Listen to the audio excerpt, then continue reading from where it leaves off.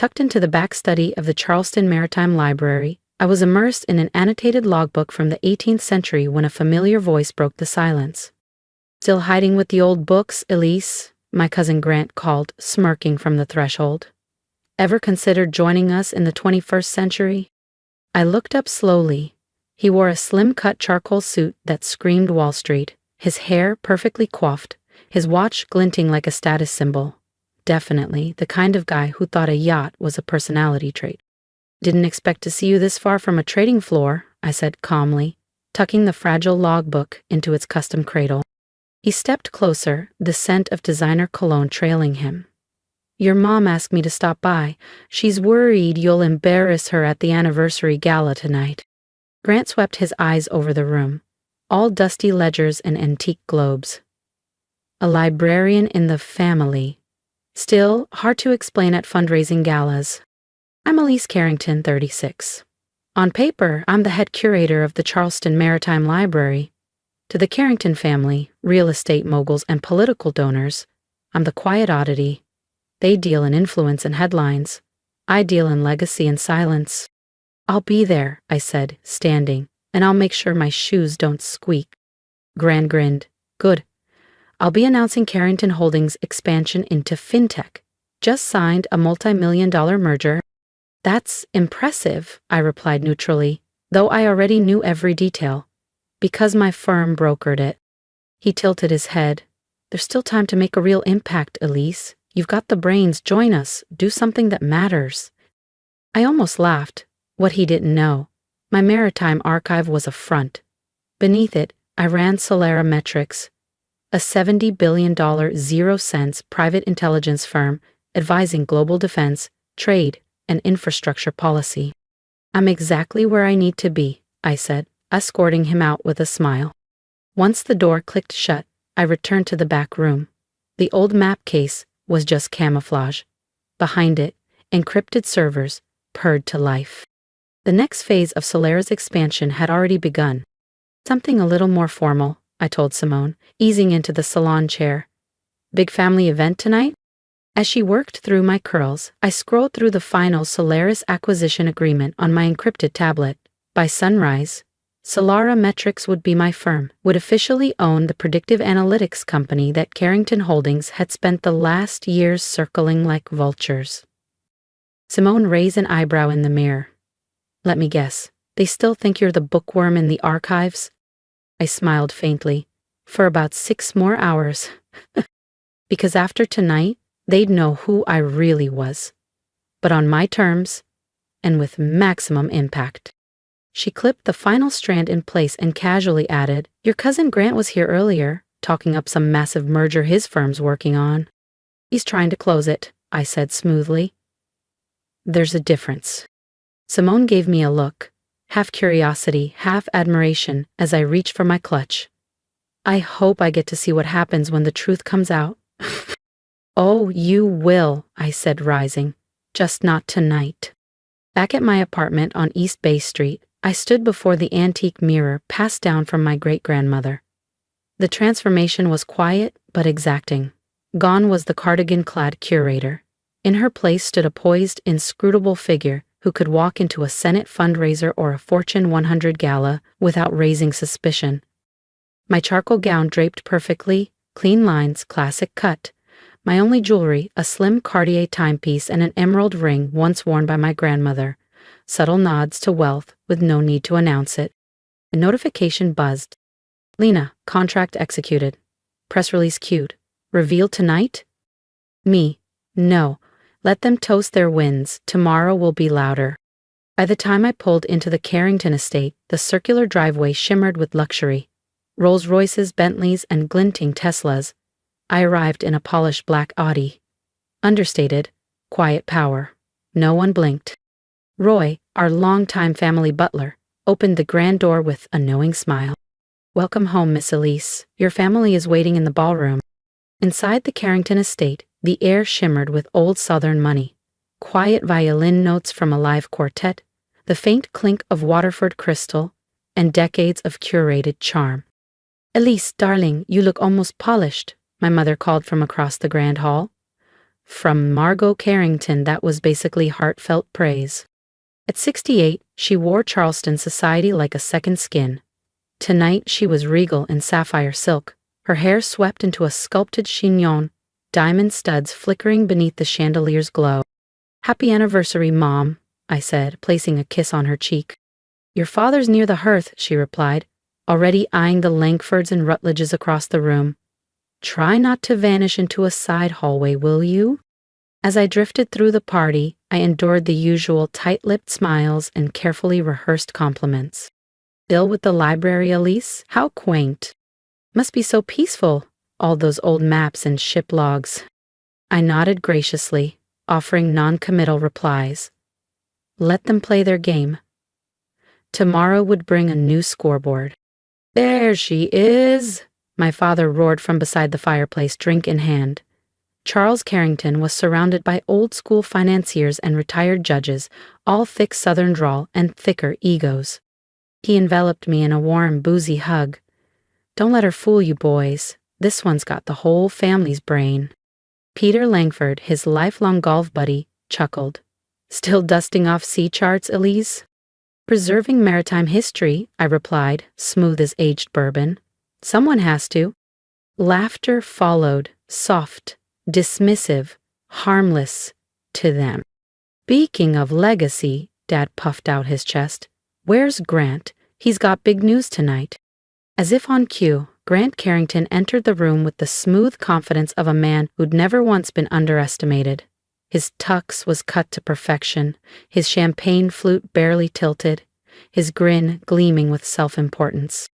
"Ladies and gentlemen," he called, raising his glass, "may I steal a moment of your attention?" The room fell into anticipatory hush. Grant thrived on spectacle, but he was about to learn that tonight he wasn't the only one holding the spotlight. As many of you know, Carrington Holdings has been expanding aggressively this year. Grant began, his voice rich with authority and flair.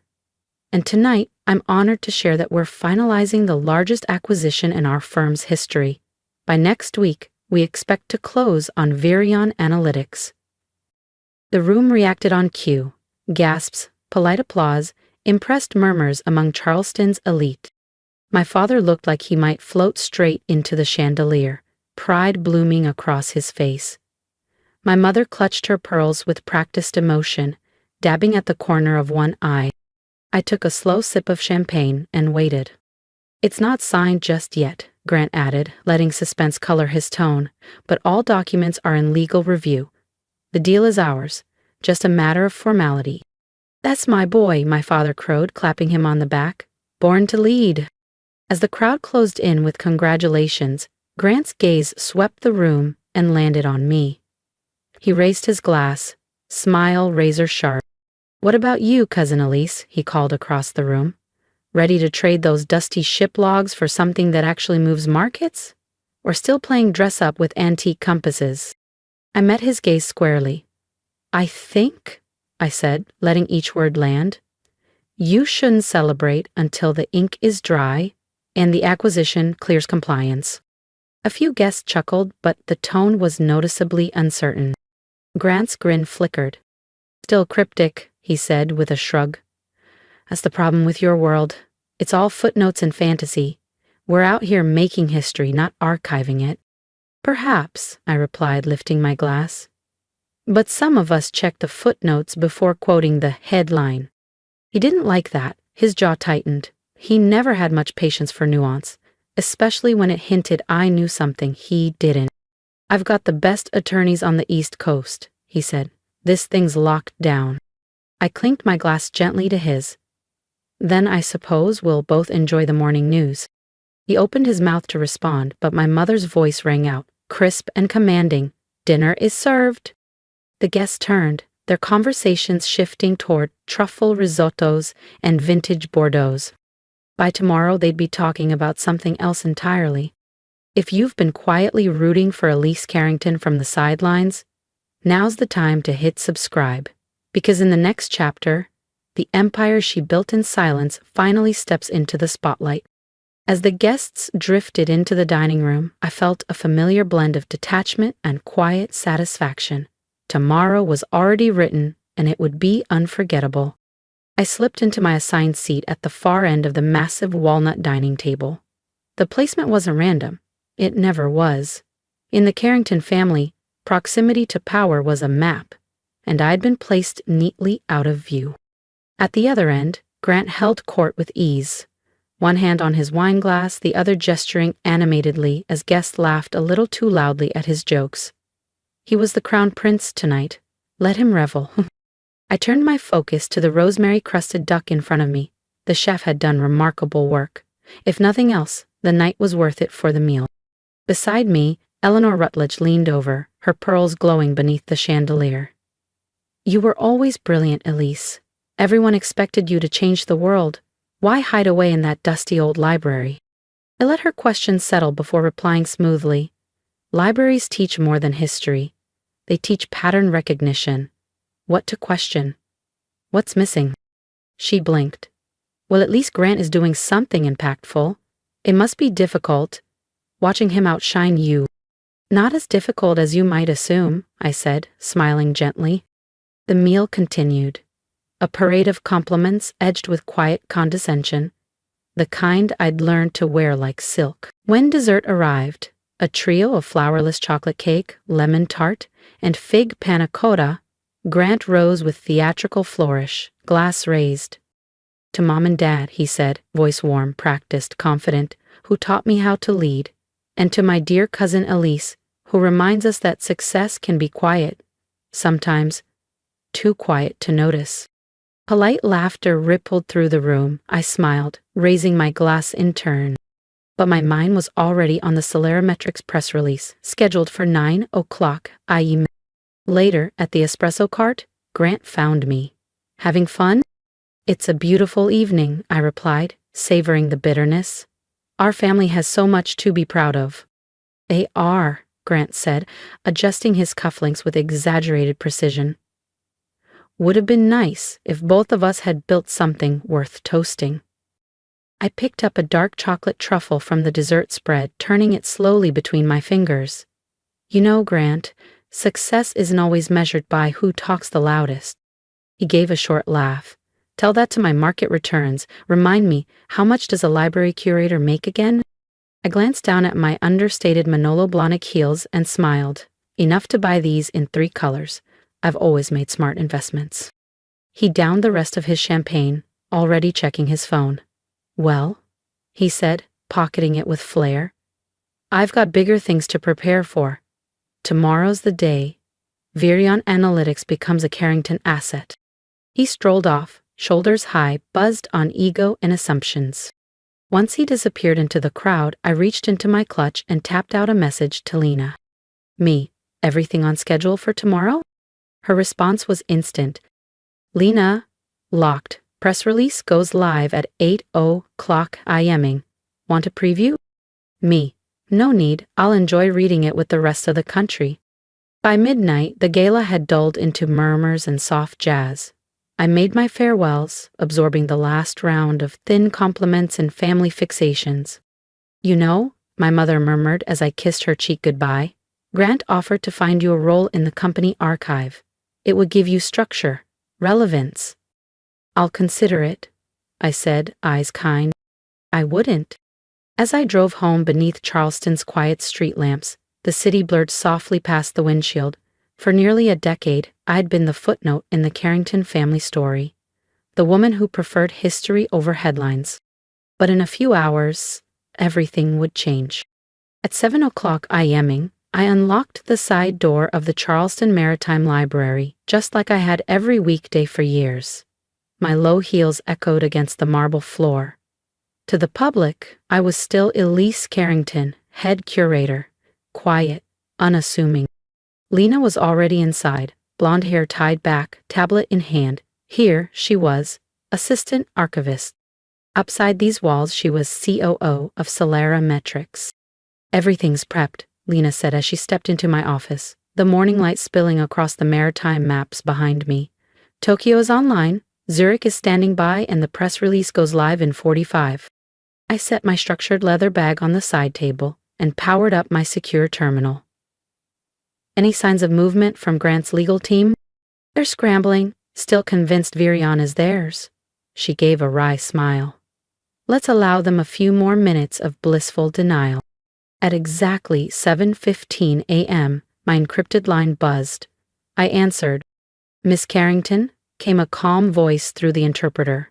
The Virion board is assembled and prepared. Excellent, I replied. Let's begin. The next 10 minutes were precise and quiet. Digital signatures, verified confirmations, seals transmitted in real time. At exactly 8:00 a.m. Solera Metrics had officially acquired Virion Analytics, including its international subsidiaries, data patents, and advanced R&D assets. Press release is live, Lena said, watching her screen refresh. I opened my browser. Every major outlet carried the headline in bold. From character to power player, Elise Carrington acquires $4 analytics in surprise, $4.20 deal. Raking. Mystery buyer behind Solera Metrics, revealed. Wall Street reels as librarian unveils billion-dollar empire. My phone vibrated with a cascade of calls and alerts. The first call, unsurprisingly, was from Grant. What the hell is this? He barked. No hello, no preamble, just disbelief edged with rage. Good morning to you too, cousin, I said, calm as ever, sipping my espresso. I assume you've seen the news. This is a joke. Solera Metrics? That's you? You're not the founder. Actually, I am. Have been for 8 years now. I let it settle, then added, I get the confusion. I mean, I'm just a curator, right? On the other end of the line, I heard the telltale chaos, papers being rustled, voices rising in alarm. Grant was unraveling. But I had a deal, he stammered. Everything was in place. Signatures, counsel. Was it? I asked sweetly. You may want to revisit the fine print. We've been negotiating with Virion for months. So have we, I cut in, voice steady. My team, my company, my empire. Each word landed like a gavel. The one I built while you and the rest of the family were too busy mocking my quaint little maritime obsession. There was silence on the line. Then, click, he hung up. Across the room, Lena glanced up from her screen, barely suppressing a grin. How long until your parents call? I looked at the clock. Right on cue. Margot Carrington's name lit up my phone. Elise Carrington, she barked, her voice sharp as broken crystal. What have you done? Good morning, Mother, I replied, chipper. Bit swamped at the moment, but maybe we can catch up over dinner? Dinner? Are you serious? Do you even realize the chaos you've caused? Your father's had 5 board members on the line already. The Rutledges, the Langfords, the entire club is asking how our librarian daughter just bought Virion Analytics. In the background, I heard my father Charles yelling over another call, issuing frantic instructions like a hedge fund CEO on a bad day. Tell her to come home. Now. I'm in meetings all day, I said honestly. This acquisition is just the beginning, but I'd love to host dinner, my place, 6 sharp. There was a beat of confusion. You mean that cramped apartment near the library? No, I said, reaching for my coffee. I mean my penthouse on Calm Avenue. I smiled, already composing the address in a text. There was a long, disbelieving silence on the other end. Calm Avenue? My mother repeated, her voice a blend of suspicion and disbelief. But that's the most expensive building in Charleston. Is it? I replied airily. I hadn't noticed. See you at 6, Mom. I ended the call and leaned back in my chair, exhaling slowly. 8 years of strategy, secrecy, and careful compartmentalization. Now unraveling all at once in the most spectacular fashion. My reflection in the laptop's dark screen stared back at me, steady, composed, unshaken. Ready for phase 3, Lena asked from behind, tablet in hand. I nodded once, do it. Within moments, the next wave broke. Solera Metrics announces $70 billion 0-cent strategic merger with East Asian Tech Consortium. Seoul, Singapore, Tokyo. This wasn't a fluke. It was a plan, and we'd just detonated it. The timing was deliberate. On the heels of the Virion acquisition, this second announcement signaled something unmistakable. This wasn't opportunism. This was power, precision, legacy. And it bore my name. By the time the Carringtons walked into my home that evening, two of the most disruptive business deals of the decade would be traced directly to Elise Carrington. The daughter they'd dismissed, the cousin they'd pitied, the curator they thought would live and die among dusty archives. The rest of the day passed in calculated motion. An encrypted briefing with my soul team, a legal alignment session with Zurich, and a single, carefully chosen interview with the Wall Street Journal. Background in library sciences? The journalist asked, genuinely puzzled. It teaches you how to manage chaos, I said with a calm smile, to extract meaning from overwhelming information, to read between the lines, and to know exactly when to act. By 5:55 p.m. I slipped out the rear staff entrance of the Charleston Maritime Library. My flats traded for heels, my tote replaced with a structured clutch. A sleek, black car waited just outside, tinted and silent. I stepped in without a word. This ride wasn't taking me back to an old brick apartment near the archives. It was taking me home. The elevator doors opened precisely at 6:00 p.m., revealing the Carrington family standing, a pen, floor. My world, my design, my legacy. Welcome, I said, voice poised. Sakura, to where the real story began. Grant stepped out first, shoulders tight. The swagger drained from his posture. My parents followed, Margot, ghost pale behind her makeup, and Charles, unusually silent. Even Roy, our family's unshakable butler of 30 years, looked as if someone had pulled the rug out from under history itself. Welcome to my home, I said evenly, gesturing toward the sweeping view beyond the floor-to-ceiling windows. The Charleston harbor glowed in the warm hue of sunset, ships drifting like shadows across the gold-lit water. Grant's voice was brittle. How long? I walked to the bar, poured myself a measured splash of Oban, and turned slowly to face him. How long have I been lying? I asked, tilting my head. I haven't. Every word I ever told you was true. I lifted the glass. I am a curator. I do love maritime history. I just also happen to run a global intelligence and investment firm. My mother sank onto the edge of the ivory Italian leather sofa. Her voice, usually crisp as glass, trembled. Why, she asked softly, why keep this from us? Why let us think? That I was a disappointment? I offered, placing a crystal tumbler of chilled elderflower tonic on the table before her. Because none of you ever asked the right questions. You saw what you wanted to see. Her lips parted, but no words followed. You imagined a daughter who chose dusty archives over ambition, one who stepped away from power. But silence isn't surrender. It's a form of preparation. My father stood at the glass, his own reflection superimposed over the harbor skyline. All this time, he muttered. Those anonymous bids, the shell companies. That was you? Solarimetrics, Grant said suddenly, his voice low.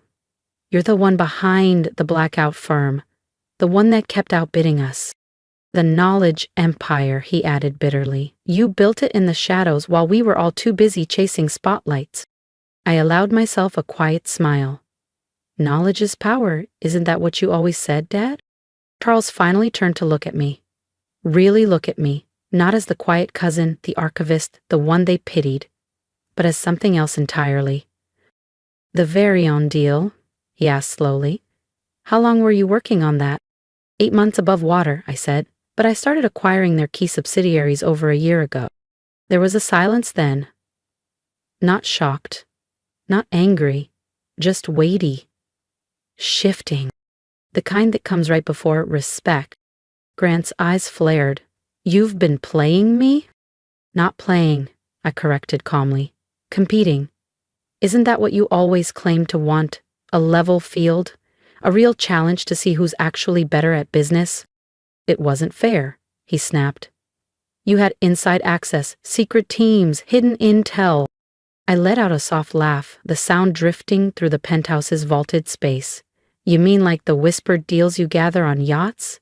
The so-called tips you collect at golf tournaments, charity auctions, and club dinners?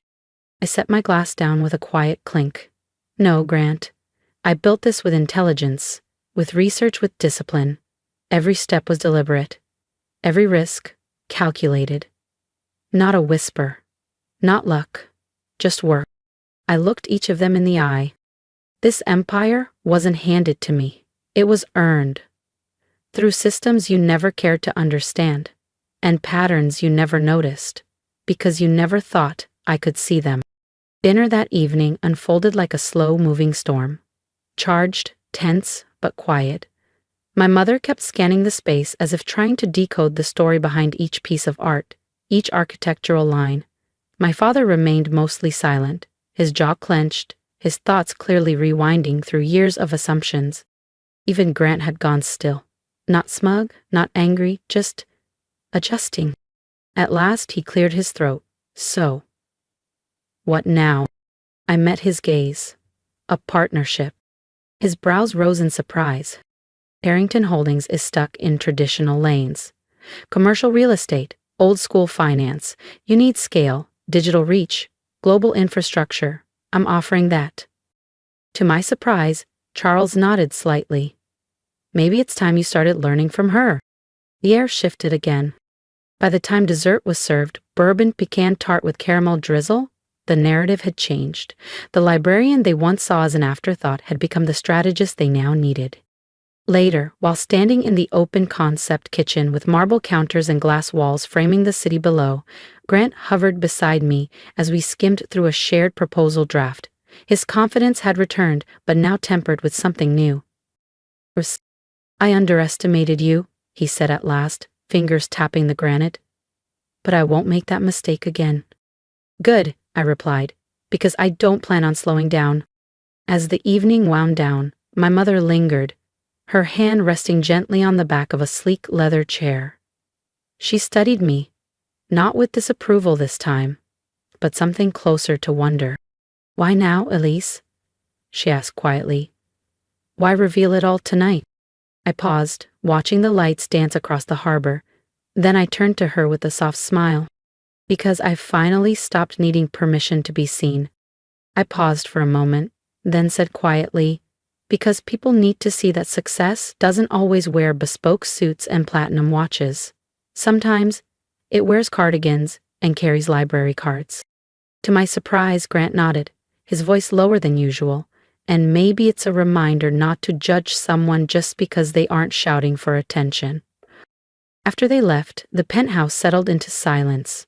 I joined Lena by the glass wall, watching the lights of Charleston flicker across the bay. Stocks are already reacting, she said, scanning her tablet. Solera's valuation jumped 12% in the last hour. Analysts are calling the merger visionary. I gave a small nod. We both knew the formal joint press briefing was just days away, and maybe, just maybe, Grant would fully embrace the partnership by then. But tonight had been about more than business. It had been a reckoning, quiet, deep, and personal, one that reshaped how my family saw me and how I saw myself.